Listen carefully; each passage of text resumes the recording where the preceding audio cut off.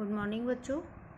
आज हम अर्थशास्त्र भाग 1 में पाठ 2 उपभोक्ता व्यवहार के सिद्धांत को कंटिन्यू कर रहे हैं, जिसमें आज हम सीमांत उपयोगिता ह्रासमान नियम इसको पढ़ेंगे। जानेंगे कि ये नियम क्या है और किसने सर्वप्रथम इसको पहली बार इसका उल्लेख किया था।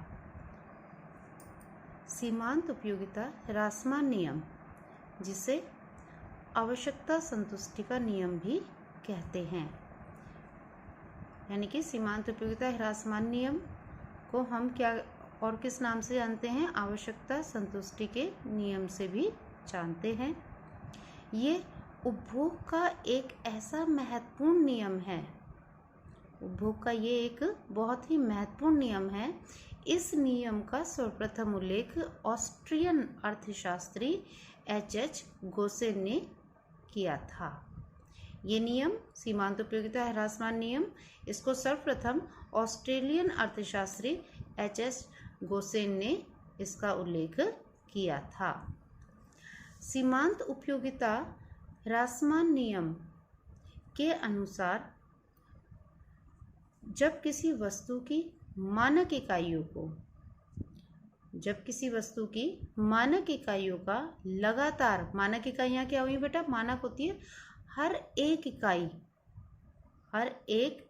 करके जो इकाइयाँ होती है मानक इकाई, तो वस्तु की मानक इकाइयों का लगातार अधिक से अधिक उपयोग किया जाता है। इस नियम में क्या खास बात है कि वो ये कहते हैं कि जब भी किसी वस्तु की जो मानक इकाइयाँ होती हैं, हर एक इकाई का लगातार बार बार अधिक से अधिक उपयोग किया जाता है, तब प्रत्येक अगली इकाई से प्राप्त होने वाली सीमांत उपयोगिता घटती जाती है, और ऐसा सभी वस्तुओं के संबंध में होता है। इसीलिए इसे सीमांत उपयोगिता ह्रासमान नियम कहा जाता है। तो गोसेन ने जब इसका उल्लेख किया था तब ये बताया था कि जब भी किसी वस्तु की आवश्यकता होती है उपभोग करने की, तब जब हम हर प्रत्येक अगली इकाई का उपभोग करते चले जाते हैं, तब जितनी अधिक से अधिक हमने इकाइयों का उपभोग किया है, उस समय उनसे प्राप्त होने वाली सीमांत उपयोगिता घटती जाती है। इसको एक हम उदाहरण से समझने का प्रयास करते हैं। देखिए,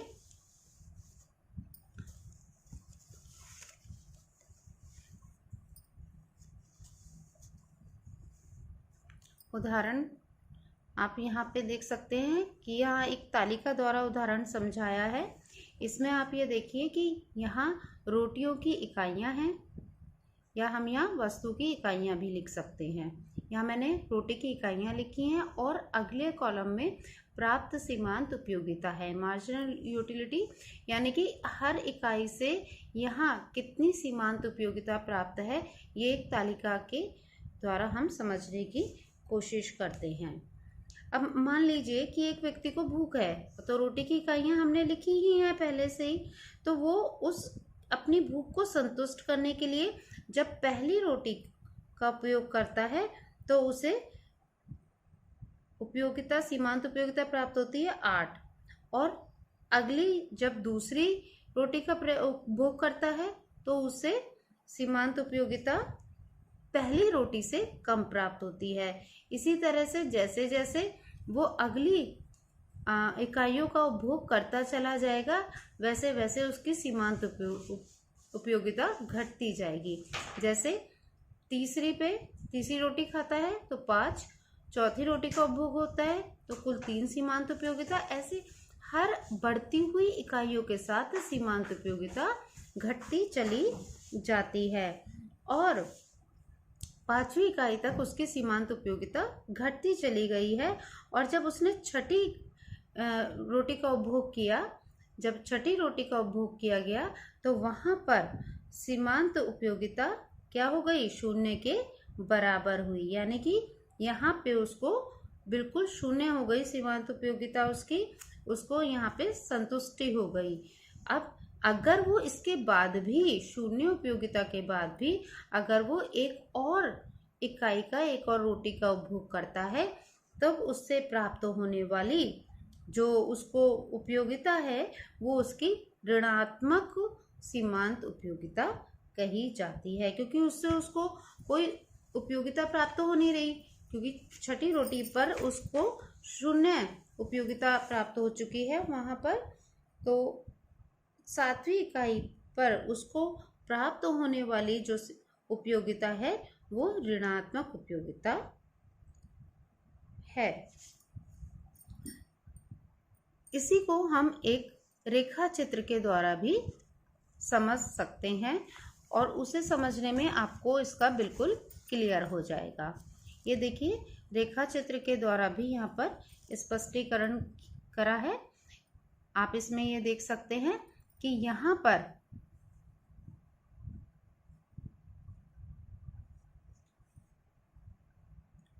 जो है वो हमने प्राप्त सीमांत उपयोगिता इधर ली है और इधर नीचे रोटियों की इकाइयां ली हैं। यानी कि यहाँ तो हमने ये देखा है कि इधर उपयोगिता हमने सीमांत उपयोगिता हमारी कितनी है और रोटियों की इकाइयां कितनी हैं। तो हमने एक रेखा यहाँ पे बनाई है, OX और OY को हमने लिया है और यहाँ पे रोटियों की हमने इकाइयां लिख दी हैं, जैसा कि हमने इसमें देखा था। यहाँ पे हमने रोटियों की इकाइयां ली थी 1 2 3 4 5 6 7। तो इसी तरह से हमने यहाँ पे रोटियों की इकाइयां ली हैं 1 2 3 4 5 6 7 8। और यहाँ पे प्राप्त सीमांत उपयोगिता के लिए हमने यहाँ पर 1 2 3 4 5 6 7 8। अब आप ये देखिए कि जब पहली रोटी ली गई, जब पहली रोटी का उपभोग किया गया, तो जो O और X अक्ष पे है वहाँ पे पहली रोटी का उपभोग करा गया, तब उसकी जो उपयोगिता थी, सीमांत उपयोगिता थी प्रथम इकाई में, वो कितनी थी? 8 के बराबर थी। और इसी तरह से जब दूसरी रोटी का उपभोग किया गया तो सीमांत उपयोगिता घटकर 7 रह गई, जबकि तीसरी रोटी के उपभोग पे सीमांत उपयोगिता 5 ही रही। चौथी रोटी के उपभोग करने पर सीमांत उपयोगिता 3 रही और पांचवी रोटी का उपभोग करने पर सीमांत उपयोगिता हमारी 1 रही। तो हमने ये देखा कि यहाँ तक हमारी उपयोगिता लगातार घटती चली गई, जबकि जब हमने छठी रोटी का उपभोग किया तो यहाँ पर छठी इकाई पर जो सीमांत उपयोगिता है वो 0 हो गई। तो यहाँ पर हमें कैसी उपयोगिता प्राप्त हुई? 0 उपयोगिता प्राप्त हुई है। और यहाँ पर जब हमने रोटियों की संख्या ली तो वहाँ हमारी धनात्मक उपयोगिता, क्योंकि यहाँ हमें उन रोटियों की इकाइयों का उपभोग करने से कुछ ना कुछ सीमांत उपयोगिता भी प्राप्त हो रही थी, अतः ये धनात्मक उपयोगिता है। और छठी रोटी का उपभोग करने पर हमारी जो सीमांत उपयोगिता है वो 0 के बराबर हो जाती है, अतः ये हमारी 0 उपयोगिता है, या हमारा पूर्ण संतुष्टि बिंदु भी यही कहलाता है।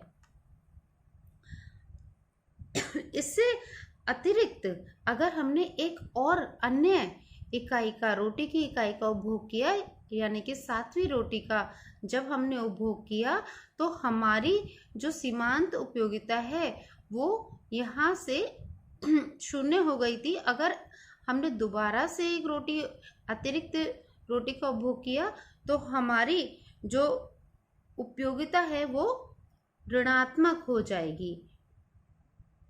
ठीक है बेटा, वो उससे हमें कोई भी उपयोगिता प्राप्त नहीं होगी, इसीलिए 7वीं रोटी के उपभोग से हमारी उपयोगिता ऋणात्मक उपयोगिता हो जाएगी। तो इस तरह से रेखा चित्र द्वारा आपको ये मैंने समझाया है कि 7वीं रोटी पे ऋणात्मक उपयोगिता हमें प्राप्त होती है, क्योंकि उससे हमें किसी भी प्रकार की कोई भी उपयोगिता नहीं मिलती है।